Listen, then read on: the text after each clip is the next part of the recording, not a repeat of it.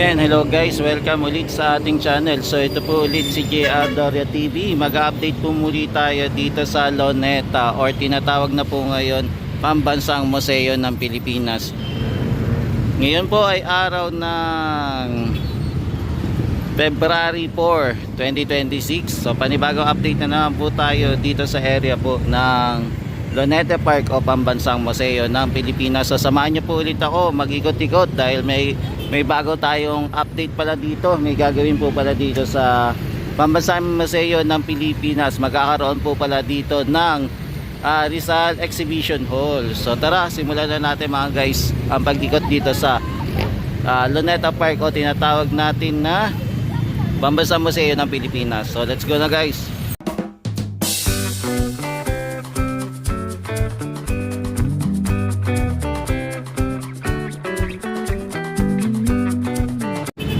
Yan, so ito guys yung entrance po ng ating Pambansang Museo ng Pilipinas. Yan, marami din po nagja-jogging dito. Tapos ito may museum din dito sa kabila. So nandito po tayo sa Top Avenue po muna. Yan, matatanaw din po natin ang Finance Road. Tapos itong LRT at saka itong mataas na building. Tapos ito may naka-note din po na may project pa rin po sila, no? Yan, so pasok na tayo guys. Yan, magandang ang lugar natin dito, no? Ayan, napaka-aliwalas po tignan ang ating Pambansang Museo ng Pilipinas. At saka may mga open area na din po dito na pwede na po tayo mag-jogging.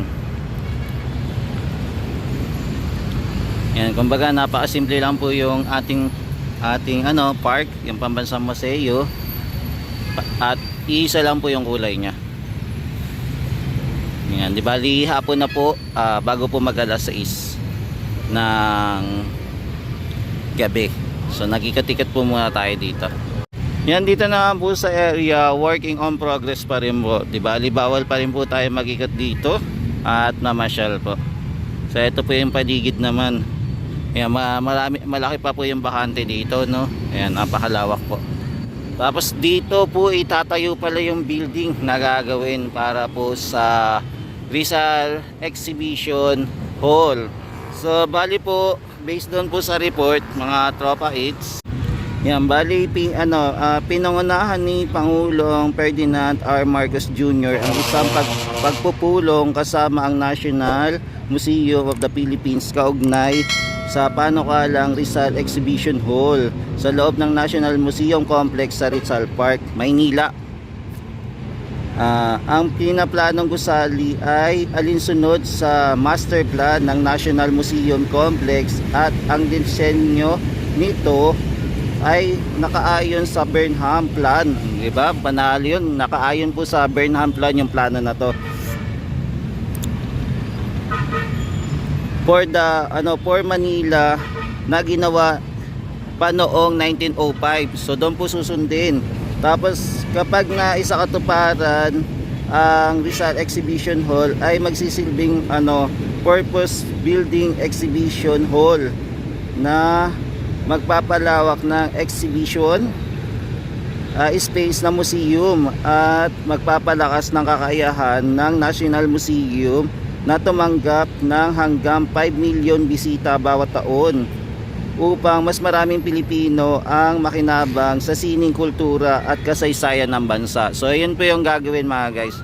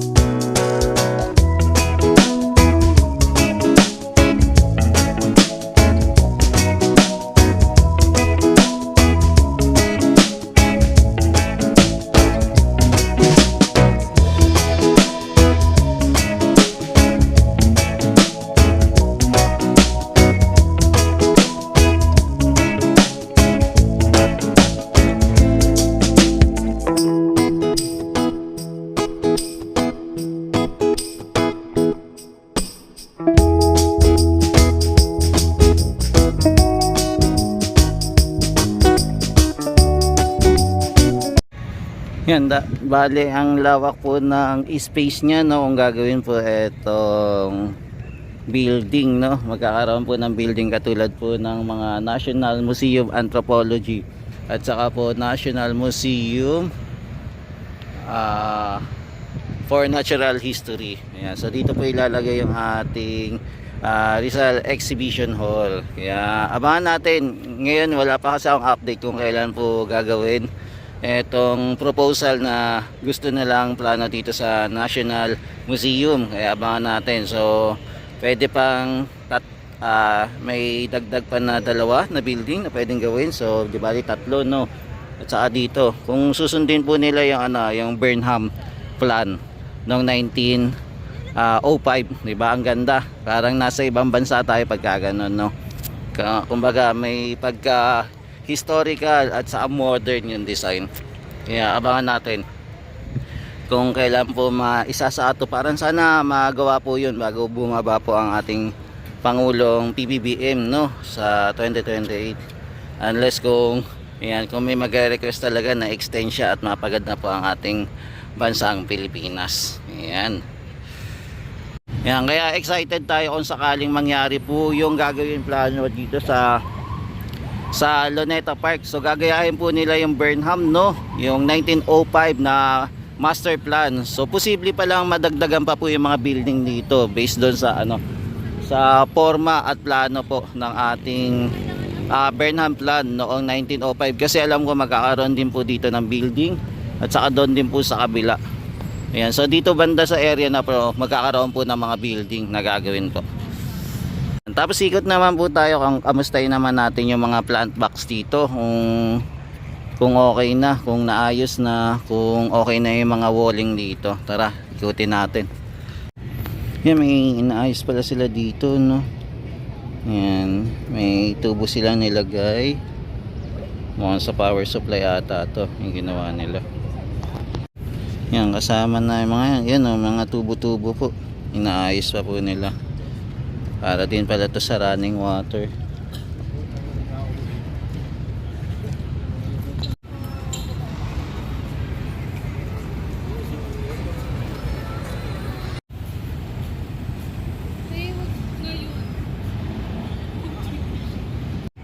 Yan, medyo mahaba-haba din po yung hinukay nila. Yan, so tuloy-tuloy pa rin.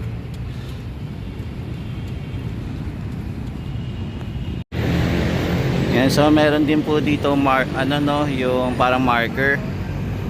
Tapos ito, yan, check natin kung magkakaroon din po ng mga establishment dito. Tapos ito, may daanan na rin po silang ginawa. Yan, nakagawa na din sila. Tapos ito din po yung may exit at saka entrance po dito sa area.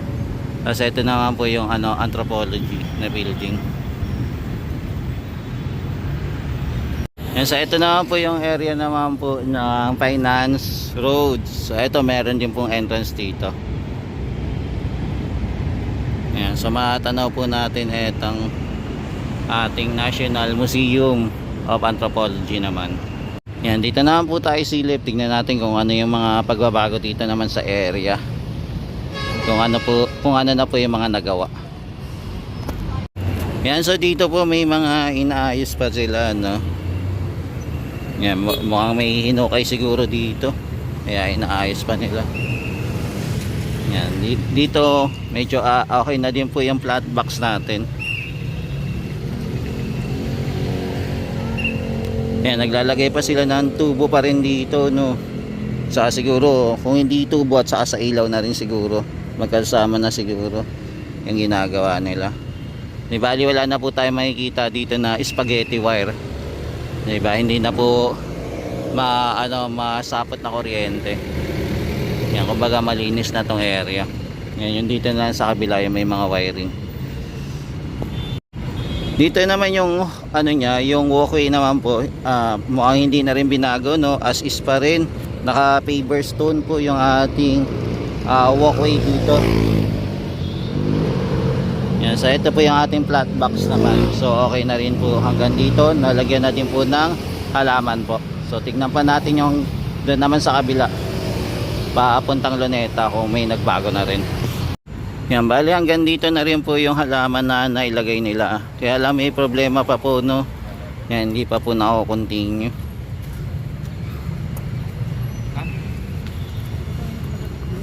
Yan, may problema pa po sa wall naman. Yan, so ito may ano pa po, no. Yan, siguro may problema pa po dito sa right of way, kaya ganito. So hanggang dito pa lang po yung naayos. Eto, okay na din po yung plant box dito. Dito na lang po nagkakaproblema dahil may tubong tatamaan. Tapos ito, inaayos pa rin naman po. Yan, pinapaganda pa. Yan, so may tatamaan din po pala dito na poste.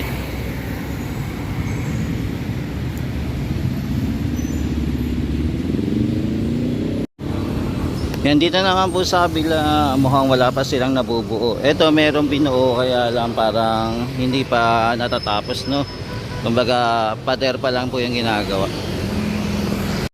Yan, so dito wala pa rin, lumang pader pa rin po yung meron dito. So hindi pa rin po nabubuo yung area dito. Papunta po ng Maria Orosa Street. So ito po yung kanto naman po ng Finance Road.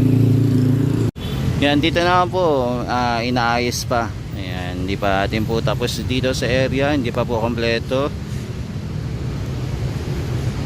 Yan, medyo marami pang aayusin sila para makompleto po ito. Yan, sa ito hindi pa po natatanggal din yung bakod para sa entrance. Dito po papunta tayo sa Maria Orosa Street. Yan, sa ito na po yung itsura nya. May mga aayusin pa dito, hindi pa po finish, no. Pero nakagawa na din po sila ng gate. Yan, so nakabakod pa rin, may metal paints pa rin. Yan, so ito po yung itsura nya. Yan, so ito po yung tapat naman po ng Maria Orosa Street. Hindi pa po kompleto. So marami pa pong aayusin dito para makompleto na po itong ating pasyalan. Yung makompleto na po yung bakod nya.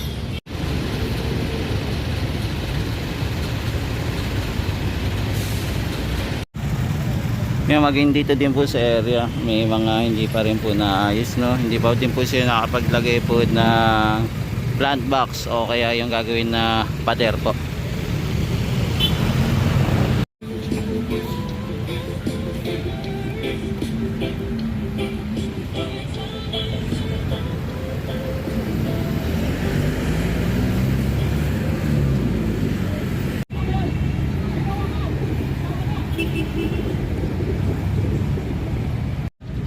Yan, so mga tropa kids, ito po muna yung latest update natin dito sa pamamasyal natin at pag-update para sa gagawin project po ulit dito sa Pambansang Museo ng Pilipinas o Luneta Park para sa Rizal Exhibition Hall po.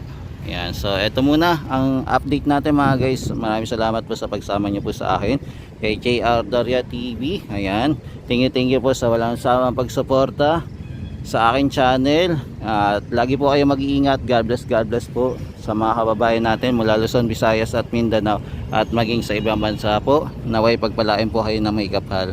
So ito muna yung quick update natin dito sa Pambansang Museo ng Pilipinas. God bless po, ingat